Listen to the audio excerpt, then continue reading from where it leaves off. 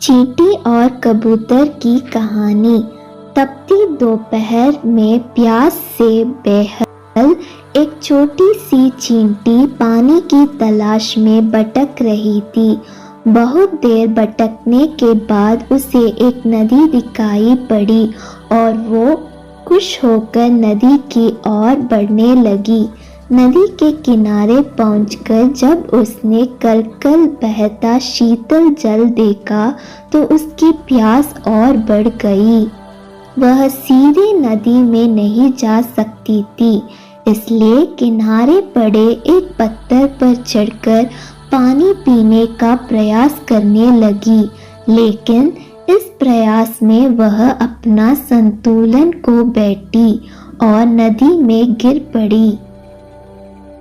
नदी के पानी में गिरते ही वह तेज घेर में बहने लगी। उसे अपनी मृत्यु सामने दिखाई देने लगी। तभी कहीं से एक पत्ता उसके सामने आकर गिरा। किसी तरह वह उस पत्ते पर चढ़ गई। वह पत्ता नदी किनारे स्थित एक पेड़ पर बैठे कबूतर ने फेंका था, जिसे चींटी को पानी से गिरते हुए देखा लिया और उसने प्राण बचाना चाहता था। पत्ते से साथ बहते हुए चींटी किनारे पर आ गई और कूदकर सूखी भूमि पर पहुंच गई। कबूतर के निस्वार्थ भाव की ही सहायता के कारण चींटी की जान बच पाई थी। वह मन ही मन उसका धन्यवाद करने लगी। इस घटना को कुछ ही दिन बीते थे कि एक दिन कबूतर बहेलिये के द्वारा बिछाए जाल पर फंस गया। उसने वहां से निकलने के लिए बहुत पंख फड़फड़ाने लगा, बहुत जोर लगाया, लेकिन जाल से निकलने से सफलता नहीं हो पाया।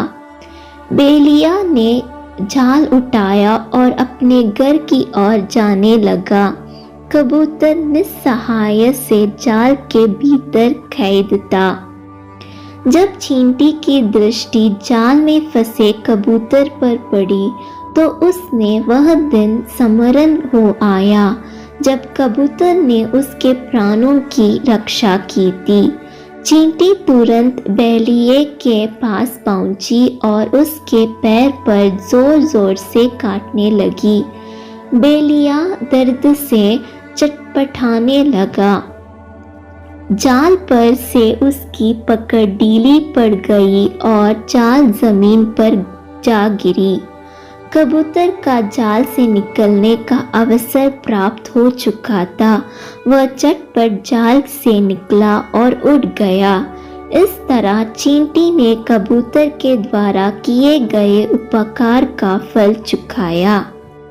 सीख: कर भला हो भला। दूसरों पर किया गया उपकार कभी व्यर्थ नहीं जाता। उसका प्रतिफल कभी न कभी अवश्य प्राप्त होता है।